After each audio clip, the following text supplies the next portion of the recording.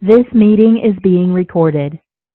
Hello, everyone, and welcome to day 2 of our 3rd annual Ashford Early Childhood Conference. We are so excited to have our second keynote speaker today. So our second keynote speaker is Robin Rennick. She has been in education for 12 years, 2 years teaching pre-K, and the rest have been in kindergarten. She's currently a teacher at Weiss Fine Arts Magnet in Chapel Hill ISD, and she holds a master's in special education. Her heart is actually in kindergarten. She loves it. And honestly, I know her and I've heard her speak about children and teaching, and she's amazing. And that's why I've asked her to present to you today. And this year, she was Teacher of the Year. So I am so excited to have her as our second keynote speaker. This is a disclaimer that I'm going to give you just a few seconds to read over, telling you about our education program and how it does not lead to certification.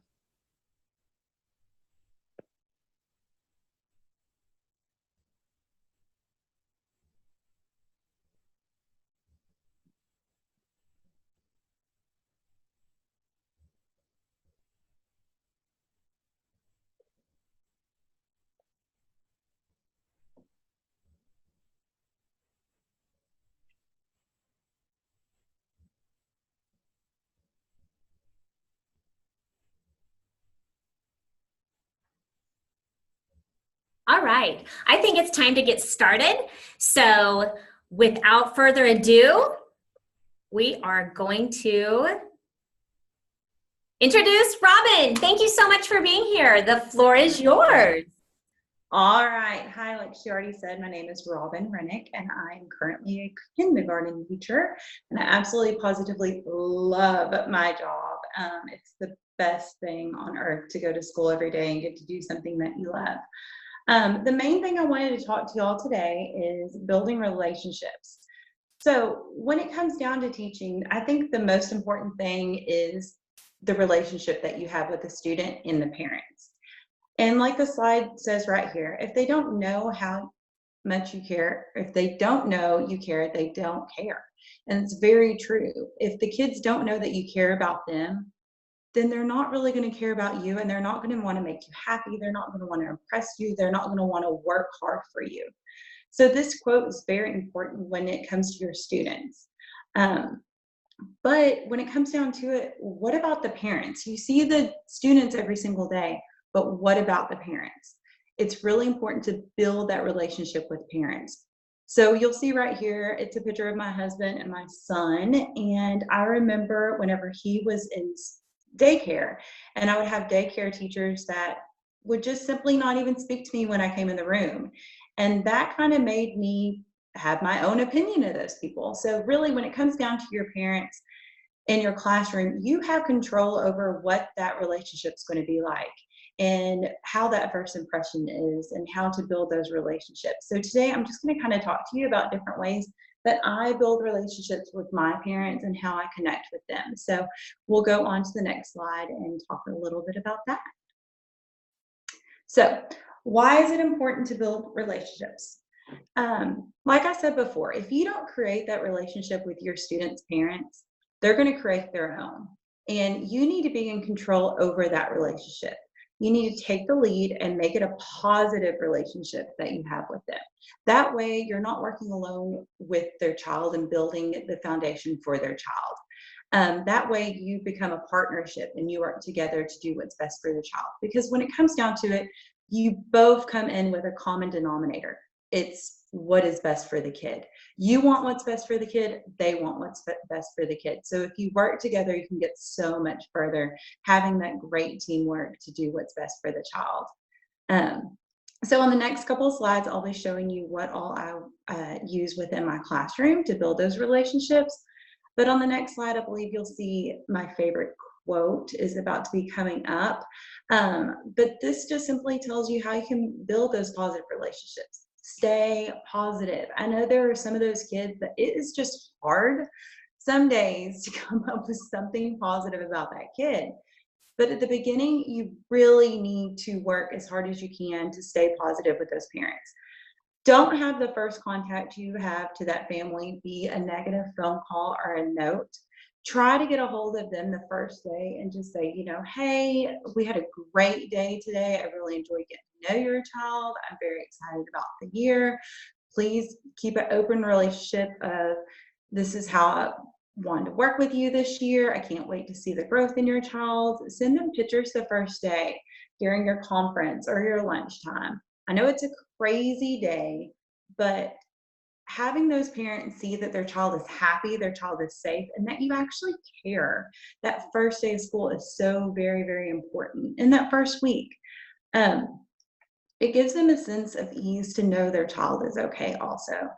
I send pictures through my work email, through Remind, through a closed Facebook group, and even through a text, whatever's best for you to communicate and makes you feel comfortable communicating with them.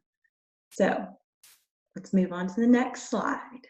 All right, and this shows you a few pictures that I send the first day of school to parents. This is a first day. I send at least 3 pictures the first day of school. I know some people are like, I don't have time for that, but you need to make the time, because if you make the time the first day, the first week, that's going to make less time that you have to communicate with them the rest of the year, because you've built that relationship and there's more trust and they know that you want what's best for their kid just by a simple picture. Normally I do an individual picture with every single kid. Then I do a silly selfie, which I love the silly selfies more than anything because it really lets you see that kid and how fun that kid's going to be during the year and their little personality, and if they're shy and if they're not. But for some reason, doing a silly face photo makes kids feel more comfortable, and it kind of does us too as adults. And then I also just do a simple first day of school picture that I share with them. All right. All right. Tell me and I forget. Teach me and I remember. Involve me and I learn. That is so true. That's true with kids. That's true with parents. That's true with every relationship. If you think about your relationships in school and your favorite teacher, you're probably going to think of that favorite teacher and you're going to think about what you did in their classroom.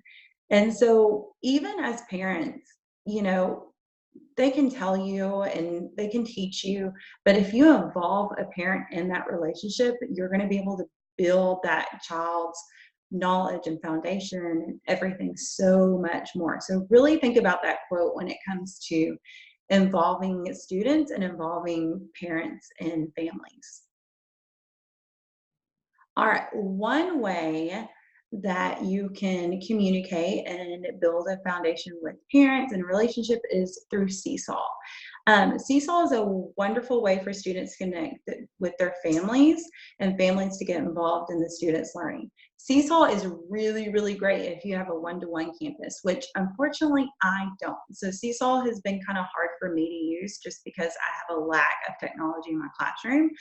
But you can add up to 10 family members on it and they can connect. And what it is you have an app, the kids log in, they get on their little person, they take pictures, they can send videos, they can send little pictures that they can draw on, and they send it to them, to their parents. Now, you have to approve it as a teacher before it is gone out to parents.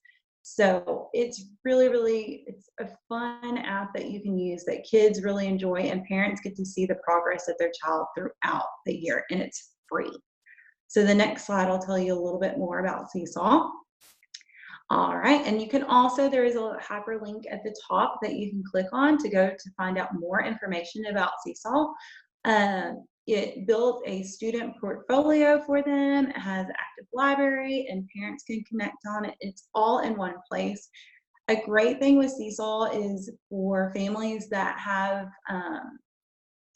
multiple households, to where mom and dad can get on and look at their work.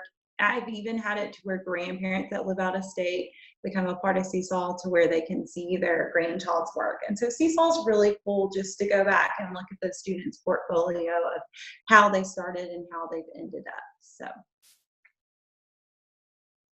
Remind. I use Remind a lot.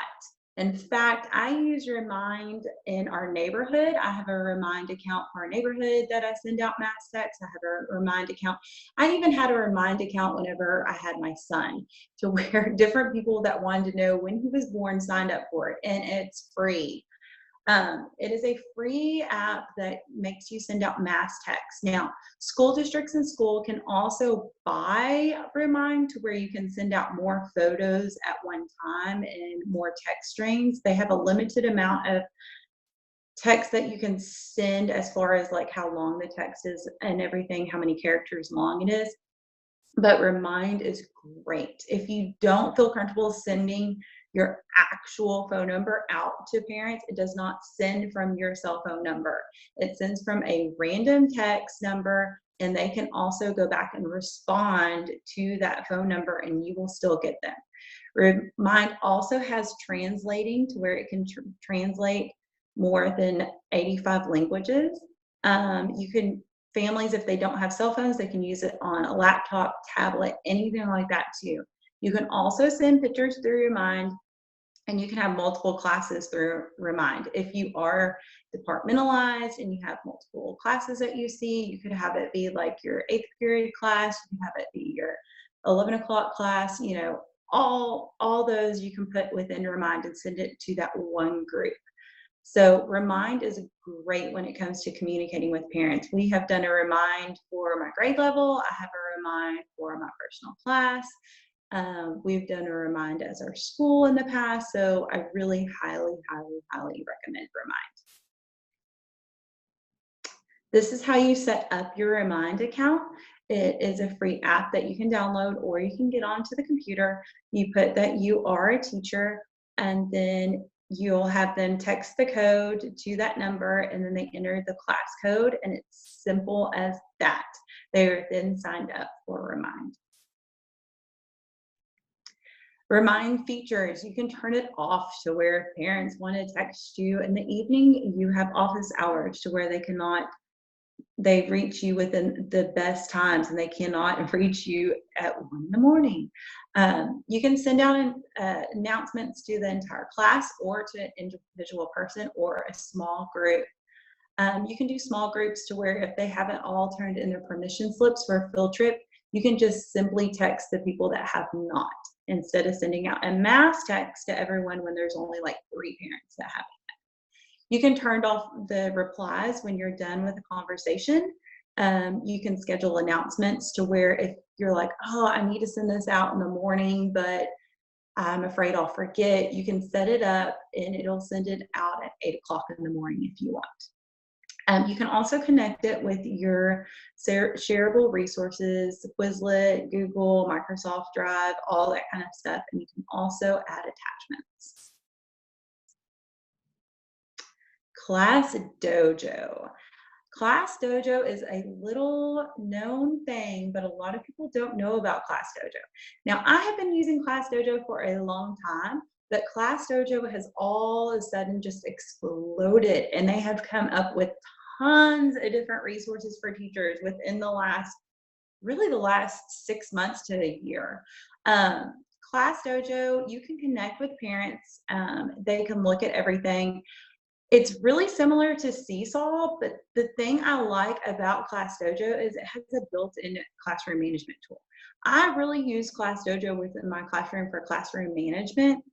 You can give students points. You can take points away. I do not share the points with the parents just due to the age child I have. There's a lot of getting and going as a group. Points that go, and parents might be like, well, my child lose a point. Well, it was the class as a whole. But I know a lot of teachers in the upper grades that do share it with them, and they love that reward system. Class Dojo is a really cool thing that I highly recommend everyone to look into. They also have translation for 35 plus languages to ensure all families can be a part of their classroom community. It's a super teacher friendly. They have timers. I use the random student selector a lot when it comes to my whole group time. Instead of just pulling in those certain kids, I'll just do the random student selector. It picks a kid and I ask that question. That kid has to answer that question. If they get it right, they get a point. You can make groups, so your small groups, you can do that. It has a noise meter, which is awesome. If you have a microphone within your classroom, it'll let you know when it's too loud. It's think, pair, share. They have music, they have everything. And so they also have social emotional skills through videos that they do. They have classroom discussions that go with the videos. They have follow-up activities. They have so much awesome stuff. And the awesome thing with it is that you can share with the families. And on the next slide, it'll kind of go more into depth about what Class Dojo does. And this is how, this has a hyperlink to a video, so you can see how it has changed one elementary school. I recommend you go into that if you're interested in Class Dojo, just to see how it can have an impact within a classroom and a school. All right, this kind of shows you how it does the class story. It does private feed to share the moments within your classroom to families. You can share the classroom activities, field trips, anchor charts, anything that you have within your classroom to your parents. And parents love being able to see the post.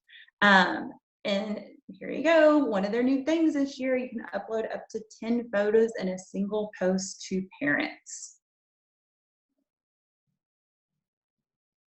All right, this is a school story. If your whole school wants to sign up for Class Dojo and communicate with families, they can send it to all the families at the school. They can do a digital newsletter. They can share the photos and videos from school events so all the families can see them in every moment. I know a lot of us use Facebook now. There's more and more families that are not on Facebook. So this is a great way to communicate with them. And it can also be translated in any language that their family speaks. So that is a great way to reach those ELL learners and reach those families that may not have English as their primary language. All right, messaging. Just like Remind, it also has it to where you can invite parents without giving out your phone number. I know some people have a problem with giving out their phone number, and I don't see a problem with it. I give out mine just because I would rather you just contact me than question what might have happened. So, but this is a great way too that you don't have to give out your phone number. You know when they have seen it, and so that's a teacher perk only. So they can't say, well, I didn't see it. Well, yeah, at 2 whatever o'clock it said that you saw it. It also has schedule ahead, so no more forgetting to send a reminder out. And also has a quiet hour, so you won't get all those texts. So this is Class Dojo also has a great thing that you can use like Remind and Seesaw, but it's a little bit more advanced because it has kind of everything that Seesaw has and everything Remind has all in one, but it also has the classroom management component. Profiles. This is just your portfolios. This is just like what Seesaw has for you. Sorry, your portfolios. Creative ways for students to show their learning. You can log in using the QR code. So you can have the QR code for parents, or you can have a Google login or a text code. Great way to have parents stay connected. They can upload PDF files, Google or JPEGs, all the different things they can do. Students can draw, students can journal, students can go in and add little cute videos to any kind of photos. And it's another way to stay connected to where they can go through and they can see what all their kids been doing, because it's way better for them to be able to see what their kid's doing than question, oh, what's my kid doing at school? So it's a great another way to build that relationship, and so they can see what you're doing in class, they can see what their kid's doing, and they can stay connected. All right, another one that I use a lot is a closed Facebook group. Almost everyone has a Facebook account these days. I keep it as a closed group. It's a great way to stay in touch with the families. I have families that once they enter the classroom Facebook group, they stay in it forever just because they say, oh, you always know everything. You put everything on there to where we can stay connected. Grandparents love it. Parents love it. It's an easy, quick way to stay connected. All right, one thing that I have really started this year and parents have absolutely positively loved has been Facebook Live. Now, I know it's scary because it's true time and anything could happen, but hey, that's real life. Um, Tons of positive feedback from this. I've gotten so much positive feedback from grandparents about Facebook Live because they get to see what their kids doing in that actual time. Right then, it's live, they get to see. Also, it helps them see my teaching style. It sees what we're covering, it sees the skills we're covering, and so they can use it at home with their child.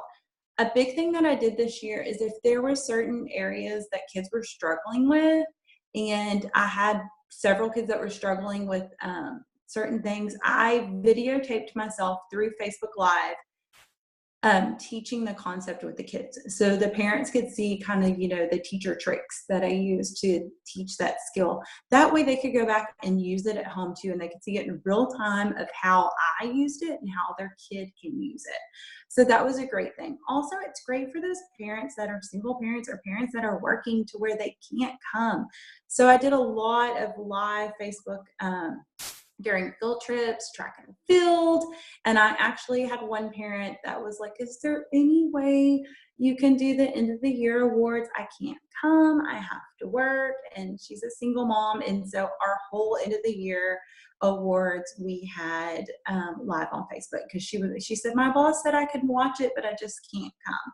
So we did that. So it's awesome. And it's fun. The kids are like, are we going to go live? Are we going to go live? And actually, this year I was doing a Facebook Live with sight words with a ball game to where you got to throw a ball on the board. And whenever it showed this sight word, if you knew it, you got to get jumps on a trampoline. Yes, I'm a crazy teacher that has a trampoline in the middle of my classroom as a reward. And my superintendent walked in. And I was like, oh, hi, by the way, you're on Facebook Live. And he was like, oh, okay. And so that was just another fun moment where they got to see what all goes on in our classroom. All right. Probably my favorite out of all of them is Shutterfly Share site. Shutterfly Share site is free. I have a Shutterfly Share site for school. I have a Shutterfly Share site for our soccer team also. It's one of my favorite because it includes the class calendar. It has photo sharing and a photo book sharing. You can send out mass messages again in an email. And it sends out updates on events. The one thing I really like about this is it sends updates for events, and you get to pick how many days before, and you can also click a button to where the parents can go back and add pictures of the event, and you have to approve it before it's done. And also volunteering. All my volunteering stuff comes through my Shutterfly. So if they're wanting to come to a conference, if they're wanting to bring something for parties, they get to go on there. They simply log in and they sign up for it. It can be public or it can be privately shared, and it's free. Once families have become a member, it sends them notifications and page updates weekly. So you stay connected with those parents because it shows them weekly what all's going on for the week and what all's been uploaded onto your share account. Also, they have an app, so it's really quick to use. You can customize your page with tabs that are best for you. You can have a tab for home, pictures and videos, calendar, volunteers, class contacts, whatever works for you.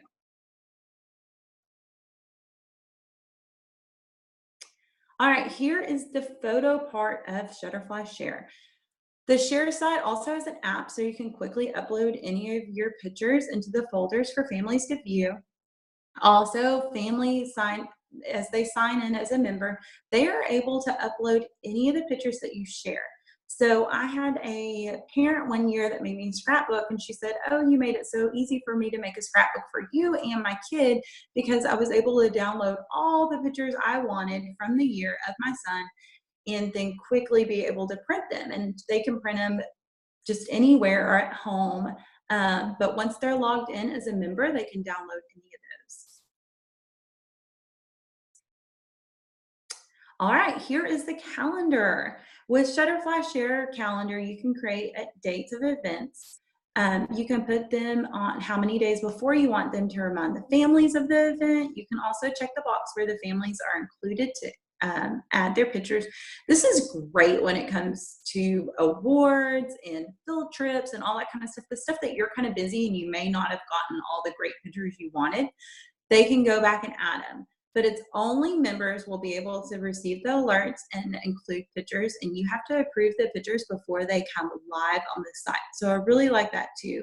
If there's some pictures that you just don't like, or if there's kids that can't have their picture taken and that parent took the picture of that child, you can go in and remove that picture before it goes live. All right, volunteer tabs. This is how I do all my signups. If parents don't become members, I simply insert them on there so you have the capability to do that. So beginning of the year conferences, you can see over there to the side, Christmas party signups, all the kind of stuff is there. We have special events. We have a Mother's Day spa, so they sign up for times there, class parties with all the stuff. Once you've signed up, Shutterfly will remind you of what you are to bring in days in advance. That way it takes it off of you and it connects with the parent and it reminds them of, oh, I've got to go to the store and get this. All right, there are so many great ways and easy ways to build the relationships with your parents and to stay in touch. So those are just some of the easy things that I do within my classroom, and might give you some ideas of different things you can use. I really want to stress, build that relationship early. Try to keep it positive as much as you can, especially at the beginning. I know there's times where you're going to have to call and you're going to have to tell, so-and-so did this. That's okay. But if you build a relationship to where they trust you and they know that you want what's best for their kid, that's really going to help you and that child in the long run. And again, thank you so much. And it has my email address if you have any questions. And if there's any way I can help you, please let me know. And I hope that gave you some ideas of just some simple ways that you can build those relationships with your students and with their families. And that way it can be ongoing life learners, and you can build that relationship to where you can be a part of that kid's life forever. So thank you very much, and I appreciate you. Have a great one. Wow, Robin, thank you so much for being here. And now we are going to stop and have a quick question and answer. Thank you.